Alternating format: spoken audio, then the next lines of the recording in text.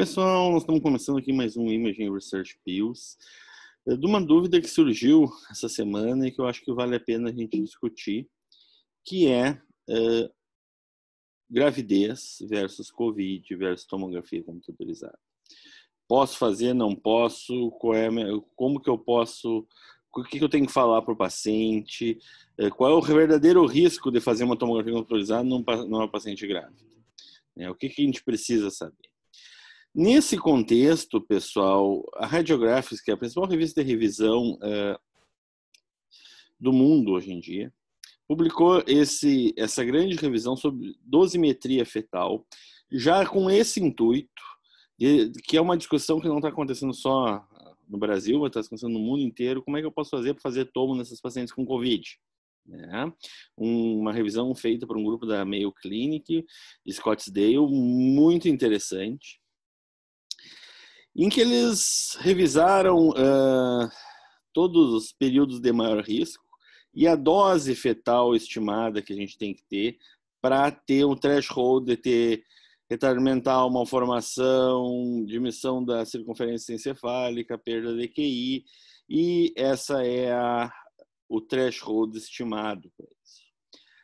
Para vocês terem uma ideia, uma angiotomografia para suspeita de TEP, a dose fetal estimada é 0,01 mg.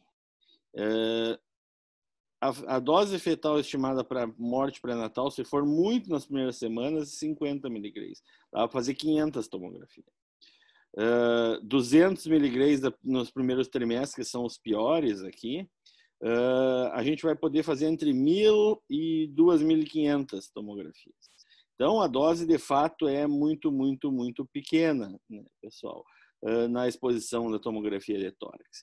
E o que eles deixam como pontos de ensino para isso? Exatamente o que eu falei, a dose é muito baixa, o threshold para efeito grave também é muito baixo, né? A carcinogênese não é tão elevada. Principalmente, pessoal, para os estudos que não irradiam o feto propriamente dito. Vai fazer um exame de tórax, um exame de crânio. Esses exames têm um menor risco fetal, né? E como a gente viu ali, doses muito abaixo de 50 mg não são doses que deveriam levar uma preocupação e uma consulta com o físico médico antes de ser realizado.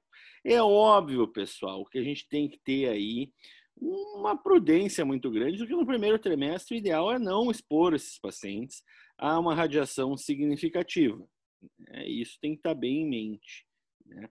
Porque tomografias de abdômen superior e pelve podem ter até 20 a 50 mg, que daí está muito perto da dose fetal de complicação. Então, no primeiro trimestre, a gente tem que ter total cuidado com isso, tentar começar o exame com ecografia, ressonância magnética, mas no segundo e terceiro trimestre, para exames que não irradiem o feto, a gente pode usar com segurança, sabendo que a dose é muito baixa e está muito longe dos pontos de corte estimados para problemas fetais, né? Então, a gente tem que ter isso bem em mente quando vai avaliar. Para não dizer que é um artigo único, eu peguei a opinião do Colégio Americano de Gineco-Obstetrícia, também mostrando que a gente deve sempre privilegiar os métodos sem radiação ionizante, mas quando isso é necessário, a gente pode usar mão desses métodos, principalmente para não gerar problemas de saúde para a gestante, né, pessoal? E no Covid, pessoal, esse é o maior estudo que tem sobre mulheres grávidas que desenvolveram Covid, uma análise preliminar chinesa de 15 pacientes consecutivos, né? Muita gente, né? Parece que por essa análise pequena e quase que anedótica não teve maior gravidade, que os achados tomográficos são muito similares, vidro fosco, cortical, periférico, mas que paciente que vai internar, que está em maior estado de gravidade e que não está no primeiro trimestre de gestação, talvez valha a pena a gente fazer para estimar diagnósticos gerenciais, que é muito comum na gestante, porque ela já tem uma capacidade funcional menor pelo aumento do volume abdominal, então tem muito diagnóstico gerencial. E mesmo a angiotomo, como a gente viu lá naquele primeiro artigo, a angiotomografia tem uma dose que fetal é muito baixa.